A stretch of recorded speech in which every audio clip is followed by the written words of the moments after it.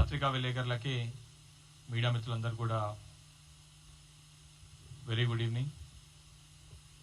ఏదైతే నిన్న BRS party మాజీ శాసనసభ్యులు మంత్రిని బీఆర్ఎస్ పార్టీ నియోజకవర్గ ఇన్ఛార్జ్కున్న పుట్టమధు గారు ఆధారాలు లేకుండా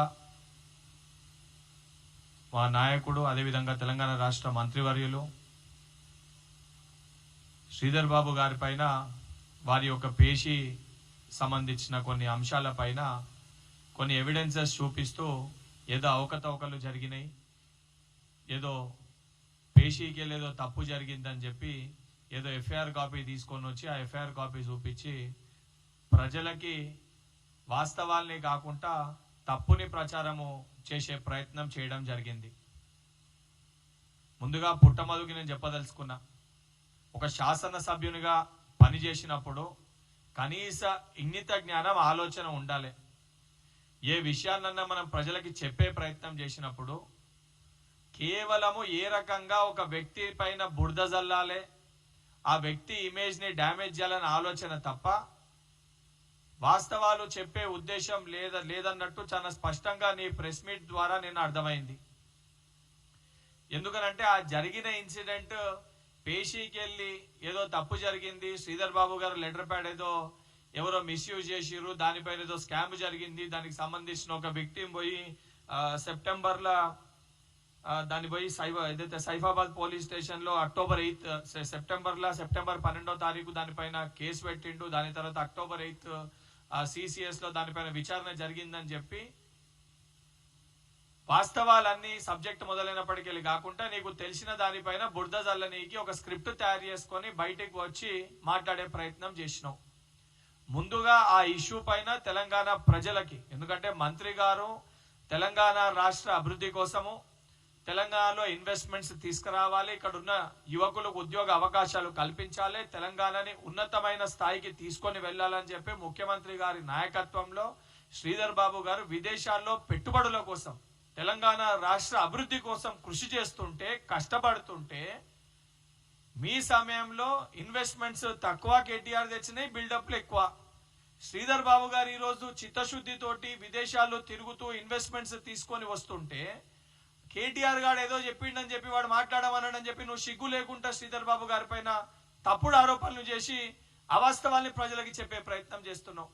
ఆ ఇష్యూలా ఏదైతే శ్రీధర్ బాబు గారికి సంబంధించి వారి యొక్క లెటర్ ప్యాడ్ ఏదైతే ఉంటుందో దాన్ని తీసుకొని కొంతమంది వ్యక్తులు దాన్ని బయట ఇప్పుడు CMRFకో LOCకో లెటర్ ప్యాడ్ ఇస్తే ప్రతి ఒక్కరి దగ్గర లెటర్ ప్యాడ్ ఫార్మాట్ అనేది ఉంటుంది. ఆ ఫార్మాట్ ని తీసుకొని ఉద్యోగాలు పెట్టిస్తామని బయట ఎక్కడనో దాని ఎంబ్లమ్ ని మార్ఫింగ్ చేసి వారి సంతకాన్ని కూడా మార్ఫింగ్ చేసి కొంతమందిని మోసం చేసే ప్రయత్నం చేసినప్పుడు ఆ విషయము స్వయాన మంత్రి గారి దృష్టికి జూన్ 3 రోజు 2025 జూన్ 3 వారి దృష్టికి రాగానే ఇమీడియట్ గా శ్రీధర్ బాబు గారు OSD రఘురామ శర్మ గారు ఆ రోజు సైఫాబాద్ పోలీస్ స్టేషన్ కి వెళ్ళి సైఫాబాద్ పోలీస్ స్టేషన్ లో ఆ ఎవిడెన్సెస్ తోటి ఈ రకంగా ఎవరో ఫ్రాడ్ చేసి మోసం చేస్తుర్రు, మా ఆఫీస్ పేరు చెప్పి మా డిపార్ట్మెంట్ పేరు చెప్పి అని చెప్పి సైఫాబాద్ పోలీస్ స్టేషన్ లో కంప్లైంట్ ఇవ్వడం జరిగింది. వారు ఇచ్చిన కంప్లైంట్ కాపీ కూడా చాలా క్లియర్ గా FIR కాపీలో వారు ఇచ్చిన కంప్లైంట్ కాపీ అండ్ ఏదైతే రఘురామ్ శర్మ గారు కంప్లైంట్ ఇచ్చినప్పుడు కంప్లైంట్ ఇవ్వగానే ఇమీడియట్ గా ఆ రోజే ఏదైతే సైఫాబాద్ పోలీస్ స్టేషన్ లో సమయంతో సహా వారు కంప్లైంట్ ఇచ్చినాక 8/3/6/2025 8:30కి FIR కూడా సైఫాబాద్ పోలీస్ స్టేషన్ లో నమోదవ్వడం జరిగింది. దాంట్లో చాలా క్లియర్ గా 1,75 lakhs ఫ్రాడ్ జరిగింది. ఎవరైతే మా లెటర్ ప్యాడ్ సంబంధించి బయట దాన్ని ఎడిట్ చేసి దీన్ని మిస్యూజ్ చేసే ప్రయత్నం చేసిర్రు, ఇది మా దృష్టికి వచ్చింది. ఇమీడియట్ గా దీనిపైన ఎంక్వైరీ చేపట్టి ఎవరైతే తప్పు చేసిర్రో వాళ్ళని కఠినంగా శిక్షించాలని చెప్పి స్వయాన మంత్రి గారి డిపార్ట్మెంట్ కి సంబంధించిన OSD రఘురామ శర్మ గారు సైఫాబాద్ పోలీస్ స్టేషన్ వెళ్లి కంప్లైంట్ ఇవ్వడం జరిగింది. కంప్లైంట్ ఇవ్వగానే ఇమీడియట్ గా FIR అప్పుడే సైఫాబాద్ పోలీస్ స్టేషన్ లో FIR number 67 FIR number 67 Saifabad police station లో కేసు కూడా నమోదవ్వడం జరిగింది. సో కేసు అయినప్పుడు 10 లక్షల పైన ఏదన్నా ఎకనామిక్ ఫ్రాడ్ కి సంబంధించి ఉంటే ఇమీడియట్ గా అది సిసిఎస్ కి ట్రాన్స్ఫర్ అవ్వడం జరుగుతుంది. అదే పద్ధతిలో సైఫాబాద్ లో ఇచ్చిన కంప్లైంట్ సిసిఎస్ కి ట్రాన్స్ఫర్ అయి సిసిఎస్ లో కూడా దానికి సంబంధించి సిసిఎస్ కి ఇమీడియట్ గా కేసు ట్రాన్స్ఫర్ అయినాక కూడా సిసిఎస్ లో కూడా దీనికి సంబంధించి దానిపైన transfer of Saifabad police station కి వెళ్ళని సిసిఎస్ లో కూడా దీనిపైన ఇమీడియట్ గా ఎంక్వైరీ చేపట్టడం జరిగింది. ఎంక్వైరీ చేపట్టిన తర్వాత దీంట్లో ఎవరైతే తప్పు చేసిర్రో ఒక 6గురిని, దాంట్లో అజయ్ సేతుపతి అండ్ 6 అదర్స్, ఒక 6గురితో పాటు ఎవరైతే దీంట్లో ఇన్వాల్వ్ ఉన్నారో వాళ్ళని పట్టుకోవడం జరిగింది. ఎంక్వైరీ చేసి వాళ్ళని అరెస్ట్ చేయడం జరిగింది, వాళ్ళని రిమాండ్ కూడా చేయడం జరిగింది. అంటే చాలా క్లియర్ గా కొంతమంది మరి చేసిన వ్యక్తులు బీఆర్ఎస్ పార్టీకి సంబంధించిన వాళ్ళ నాయకులకి సంబంధించిన వ్యక్తుల, లేదా ఉద్దేశపూర్వకంగా శ్రీధర్ బాబు గారి పైన బురద జల్లి శ్రీధర్ బాబు గారి ఇమేజ్ డ్యామేజ్ చేయడానికి, మరి పుట్టమధు గతంలో నేర చరిత్ర, దానితో పాటు అడ్డగోలుగా భూ కబ్జాలు చేసిన మరి ఆయన శ్రీధర్ బాబు గారి ఇమేజ్ డ్యామేజ్ చేయడానికి ఉద్దేశపూర్వకంగా ఆయన దగ్గర ఉన్న కొంతమంది వ్యక్తులని పురమాయించి ఇసొంటి చెయ్యండి మంత్రి గారిని డ్యామేజ్ చేద్దామని చెప్పి మరి ఆయన చేసిన ప్రయత్నమా? చాలా అనుమానాలు ఉన్నాయి దీనిపైన. ఎందుకనంటే ఇంత క్లియర్ గా తప్పు జరిగింది అని తెలియంగానే స్వయంగా డిపార్ట్మెంటే వెళ్ళి సైఫాబాద్ పోలీస్ స్టేషన్ లో కేసు పెట్టి దాన్ని ఫాలో అప్ చేసి దాన్ని డిపార్ట్మెంట్ ఎంక్వైరీ చేసి సంబంధించిన వ్యక్తులని కస్టడీ తీసుకొని దాన్ని రిమాండ్ చేసిన తర్వాత దాని తర్వాత ఏదైతే దాని అఫెక్టెడ్ పర్సన్ విక్టిమ్ ఉన్నాడో ఆ విక్టిమ్ సెప్టెంబర్ 12 రోజు సైఫాబాద్ పోలీస్ స్టేషన్ వెళ్ళి కేసు పెట్టడం జరిగింది. అంటే జూన్ నెలలో అయిన విషయాన్ని నీకు తెలిసినా కూడా ఉద్దేశపూర్వకంగా అది చెప్పకుండా కేవలము సెప్టెంబర్ 12 రోజు ఎవరైతే ఆ విక్టిమ్ వెళ్ళినప్పుడు సైఫాబాద్ పోలీస్ స్టేషన్ లో ఫైల్ అయిన కేసు నెంబర్ చెప్తూ దాని తర్వాత ఆయన కేసు సిసిఎస్ కి ట్రాన్స్ఫర్ అయ్యి అక్టోబర్ 8 రోజు ఏదైతే ఎఫ్ఐఆర్ నెంబర్ 139 గురించి మాట్లాడుతూ ప్రజలకి అవాస్తవాల్ని ప్రచారం చేసే ప్రయత్నము పుట్టమధు చేసినట్టు చాలా స్పష్టంగా కనబడుతుంది.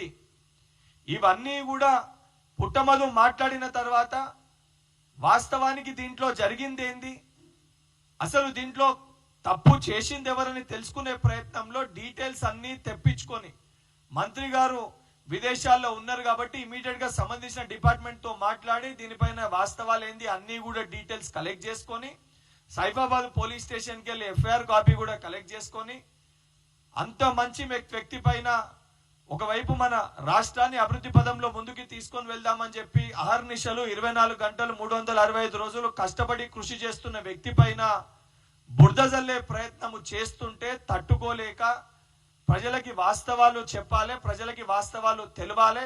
ఏ రకంగా Puttamadhu and company, KTR and company, Sridhar Babu గారు చేసే పనులపైన జీర్ణించుకోలేక తట్టుకోలేక ఈ యొక్క టిఆర్ఎస్ దండుపాల్యము కాంగ్రెస్ పార్టీ పైన అవాస్తవాల్ని ప్రచారం చేస్తూ జూబ్లీహిల్స్ ఎలక్షన్స్ లో రాజకీయ లబ్ధి పొందనికి నీచానికి దిగజారి జరగని దాన్ని కూడా జరిగినట్టు చూపించి చెయ్యని దాన్ని కూడా మంత్రి గారి పైన రుద్ది మీ స్వార్థ రాజకీయాల కోసము నీచానికి దిగజారి మాట్లాడడం అనేది సరికాదు.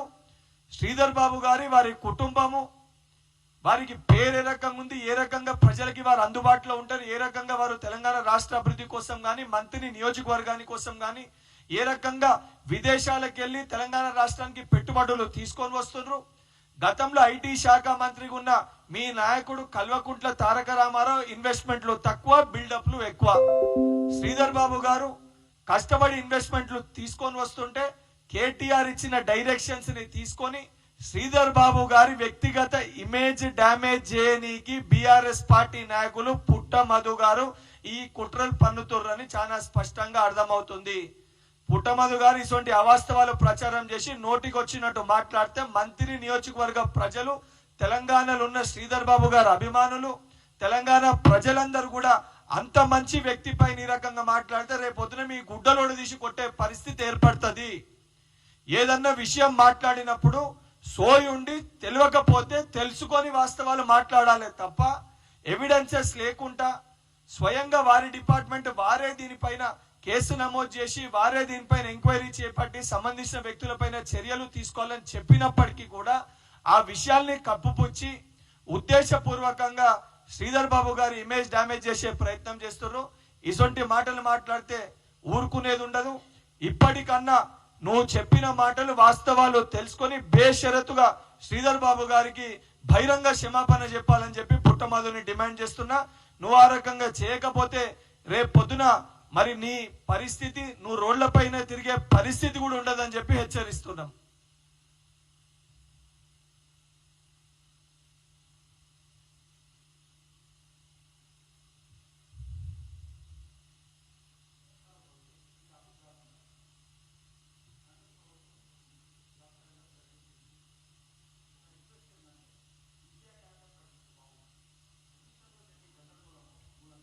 ఈ సబ్జెక్ట్ దీనికి కన్ఫైన్డ్ ఉన్నదానికి మీరు అడిగితే ఒక విషయం మీరు పేపర్ అన్న ఒక విషయం ఈ సబ్జెక్ట్ దేని గురించి మాట్లాడినామో దానిపైన 100% ప్రెస్ మీట్ మాట్లాడి విద్యార్థుల గురించి యువకుల గురించి జాబ్ క్యాలెండర్ విద్యా క్యాలెండర్ అవన్నిటిపైన మాట్లాడడం జరుగుతుంది. ఇది చాలా ఇంపార్టెంట్ సబ్జెక్ట్ కాబట్టి ఒక వ్యక్తి బేస్లెస్ అలిగేషన్స్ గౌరవపదమైన మంత్రి గారి పైన ఇమేజ్ డ్యామేజ్ చేసే ప్రయత్నం చేశారు కాబట్టి దానికి సంబంధించి ఎక్స్ప్లెనేషన్ కోసం మట్టుకే ఈ ప్రెస్ మీట్ పెట్టడం జరిగింది. సో దీనికి సంబంధించి ఇంకేమన్నా డౌట్స్ ఏమన్నా ఉంటే అడిగితే దానికి సంబంధించి చెప్పడం జరుగుతుంది. డన్ అన్నా? Thank you.